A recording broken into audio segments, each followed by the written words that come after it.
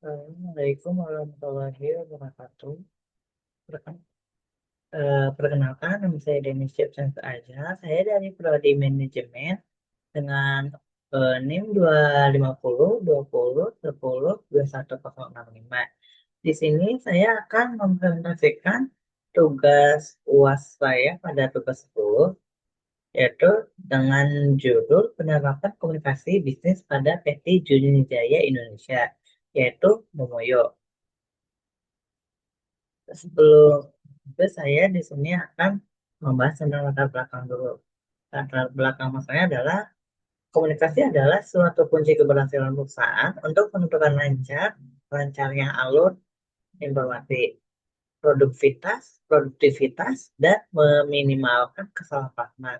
Dan untuk tujuan observasinya adalah kita pertama mengetahui profil perusahaan, yang kedua ada memahami struktur organisasi, yang ketiga mengidentifikasi alur komunikasi, yang keempat menganalisis efektivitas dan tantangan komunikasi, dan yang kelima menyusun kesimpulan dan saran perbaikan. Untuk selanjutnya kita ada di eh, profil perusahaan dan struktur organisasi. Di sini saya akan membahas tentang PT Junijaya Indonesia, yaitu Tomomoyo, yang didirikan pada tahun 2022, yang bergerak pada bidang F&B, yaitu es krim, milk tea, pastry, and kopi. Dari sini juga organisasi organisasi jabatannya sudah tertara dengan jelas. Yang pertama itu ada direktur pertama atau ownernya. Jadi ownernya itu tugas utamanya adalah pemegang keputusan yang paling tinggi dan bisa menentukan yang menentukan strateginya. Dan untuk manajer operasional yaitu bertugas dengan menguasai pembelian suatu bahan baku atau produk dan perdagangan pada eh, di perdagangan pada di lapangan. Dan yang bagian ketiga ada keuangan dan administrasi. Jadi tugasnya keuangan adalah untuk mengelola kas, pembukuan, dan kepegawaian. Seperti contohnya kayak penggajian dan pembukuan akhir bulan dan yang lainnya. Dan untuk kepala toko yaitu tugasnya untuk mengelola operasional toko, stok, mengecek stok apa yang eh, masih ada dan sudah habis, dan SDM, dan strategi penjualan di lapangan. Dan untuk staff adalah tugasnya untuk melayani transaksi, misalkan pembelian customer atau mengatur pajangan yang barang yang sudah habis dipajang dengan rapi lagi, dan kebersihan toko ya itulah nomor satu untuk demi kenyamanan customer kita. Dan yang keempat di sini ada pola komunikasi. Yang pertama ada vertikal ke bawah. Apa sih itu vertikal ke bawah? Yaitu adalah yang paling dominan dalam penyampaian instruksi atau kebijakan dari pimpinan ke bawahan melalui rapat atau pesan secara langsung dengan berjalan teratur. Misalkan atasan atau manajer operasional menyuruh kepala tokonya untuk eh, untuk penjualan yang lebih menarik, yang lebih menarik lagi, dan bisa untuk eh, mencapai target penjualan, dan atau melalui kayak pesan-pesan apa yang kurang dari toko, dan itu eh, di di secara langsung disampaikan kepada kepala toko tersebut. Dan vertikal ke atas adalah penyampaian laporan atau usulan dari bawahan ke atasan lebih cenderung kaku dan karyawan enggan menyampaikan kritik kecuali diminta.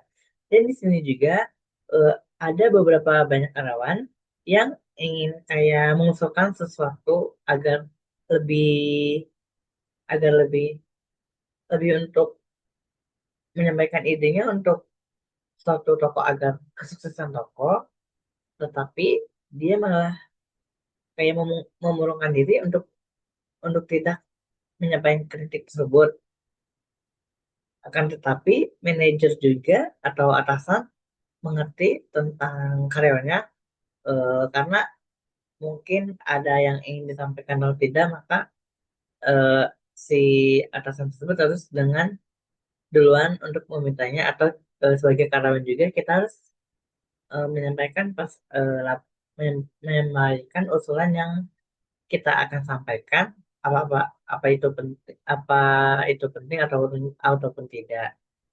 Untuk horizontalnya adalah komunikasi secara setara antara atasan atau bawahan, tapi kita secara profesional untuk pelancaran operasional pada perusahaan atau kantor tersebut.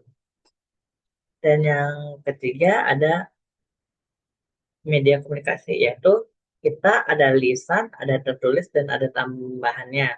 Yang lisannya adalah kita setiap bulan sering mengadakan rapat, diskusi, atau Zoom, dan bisa jadi lewat di WA untuk telepon semuanya. Karena untuk tidak kita untuk meminimalisir untuk tidak untuk terus ketemu, jadi kita memaksimalkan untuk bisa berdiskusi atau melalui telepon via WA. Dan untuk tertulisnya kita memiliki surat perjanjian seperti kayak kontrak kerja karyawan, terus eh kontrak pada sewa toko misalnya, dan yang lainnya. Dan untuk laporan kayak misalnya laporan data bulanan dan yang lainnya. Dan untuk tambahannya adalah ada aplikasi pesan instan untuk kebutuhan cepat. Misalkan kita kayak ada pembelian secara cepat agar si barang yang habis pada di toko bisa datang lebih cepat lagi, karena untuk dibutuhkan secara berkala. Iklim komunikasi yaitu terbuka namun terstruktur. Itu artinya kita ada hubungan akrab namun harus menghargai hierarkinya jabatan. Misalkan kita sebagai bawahan harus, walaupun kita kenal dengan atasan tersebut, maka kita harus menghargai atasan, karena jabatan kita itu berbeda. Walaupun kita ngerti kita berbeda, tapi harus menghargainya walaupun kita sudah mengenalnya. Karena ini di dalam dunia kerja itu bukan masalah kita teman atau tidak, tapi kita saling menghargai. Dan yang keempat ada analisis kondisi komunikasi.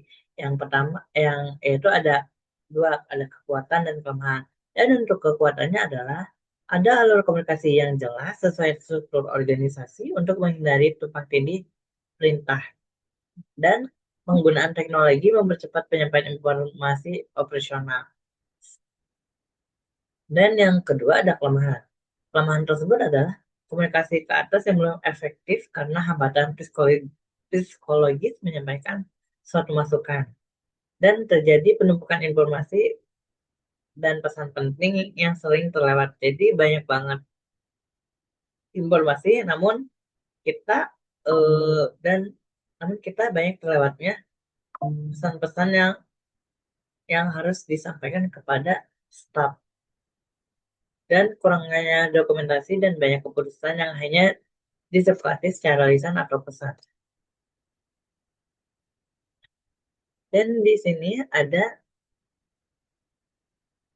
kesimpulan dan saran, yaitu struktur organisasi sudah rapi menjadi dasar komunikasi yang baik. Dan namun ada pola komunikasi yang berjalan lancar, yaitu ada vertikal ke bawah dan horizontal. Dan kita juga masih ada kekurangan pada umpan balik, transparansi, dan pendokumen pendokumentasian. Dan yang untuk sarannya adalah bangun budaya umpan balik, sediakan wadah aman agar karyawan berani berpendapat, dan standarisasi media komunikasi, yaitu pesan instan hanya untuk koordinasi cepat, keputusan penting lewat dokumen resmi, kelompokan informasi berdasarkan prioritas, dan kewajiban pembuatan notulensi atau risalah untuk setiap keputusan penting. Sekian dari saya, mohon maaf bila ada salah kata. Wassalamualaikum warahmatullahi wabarakatuh.